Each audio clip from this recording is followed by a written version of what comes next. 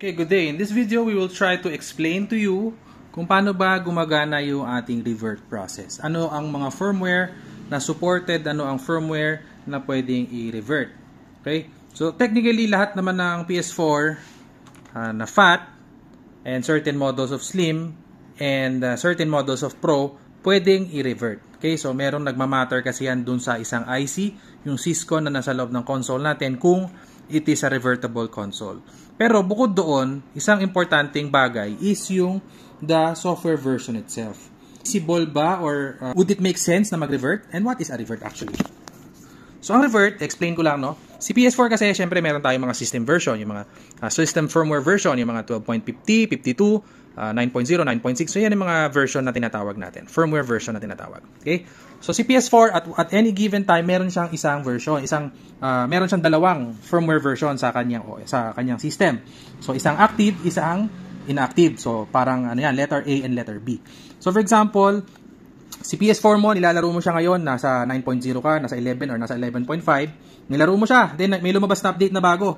Okay? So lalabas ngayon, ang magiging active mo is 12.02. And yung previous mo is yung last na nilalaroan mo, bago ka mag-update. So meaning, from 12.02, pwede mong i-revert pabalik dito. Kung 9.0 yung last, mababalik mo sa 9.0. Pero, for example, 12.02, tapos ang last na version mo, 11.5, hanggang 11.5 mo lang siya maibabalik. Hindi mo pwedeng italon to 9.0. Okay? Kasi yun lang yung last. So for example, nasa 12.02 ka, nag-update ka ulit. So mapupush na yan dyan. Mawawala na to. So ang previous mo ngayon is 12.02 and ang active mo, ang current mo is yung 12.50. So syempre, itong firmware na to, 12.50, hindi siya na-jailbreak. Ang pwede lang is 12.02 to 12.02 pababa. Okay? So kung nag-update ka na to 12.50, well, most likely, pwede kang makabalik sa 12.02. Kaso may lumabas na update, 12.52. So kung galing kang 12.52 at nag-update ka ng 12.50 at nag-update ka ulit to 12.52, mawawala na to. Hindi ka na makakabalik dyan. Kasi ang active mo na ngayon is 12.52 and ang yung inactive is yung 12.50. So yung 12.50 is unfortunately hindi siya na-jailbreak. However, kung ang situation naman is iba.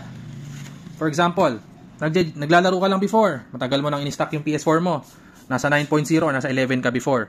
Then, inopen mo ngayon this year, nag-update ka bigla. Ang nakuha mong update is 12.52 na. So, ang active mo magiging 12.52, ang inactive mo is magiging 9, kung ano yung last version mo. So, pwedeng 9 or 11 or 11.5. So, yan yung mga jailbreakable firmware. And, syempre, it will make sense na i-revert mo siya. So, even if 12.52 ka, makaka-revert tayo pababa sa isang jailbreakable firmware. So, ganun siya. Okay? Hindi siya makakatalon ng in-between. Okay? So, for example, ayan, 12.50, nandiyan na. Siyempre, hindi ka na makakatalon dito kasi kung nag-update ka dito, nandito ka, nag-update ka ng 12.50, tapos nag-update ka ng 52 ulit, wala na. Hindi ka na makakabalik dito. Pero, kung diretso, 9.0, 11.0, 11.5, nag-update ka to 12.52, makakabalik ka ngayon sa mga firmware na ito. So, ang usual scenarios ngayon is 12.2. Okay? Ito ang usual na pinapa-revert sa atin. So, naka 12.2 sila, natenga ka ng ilang buwan, na-update ng 12.52, malamang sa malamang 12.02 ang last firmware nila. Pero minsan, nakukuha pa rin nila yung 12.50. So, since erase na yung 12.02, wala na.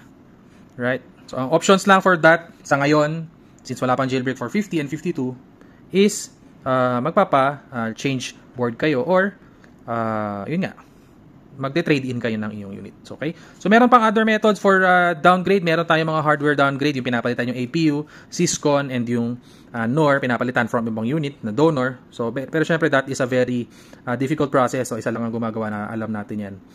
So, yon. So, I hope na-explain ko maigi sa inyo kung ano ang revert process. And sana makatulong sa inyong decision making sa inyong PS4 kung sakaling gusto nyo magpa-jailbreak. Alright? Yun lang. Thank you.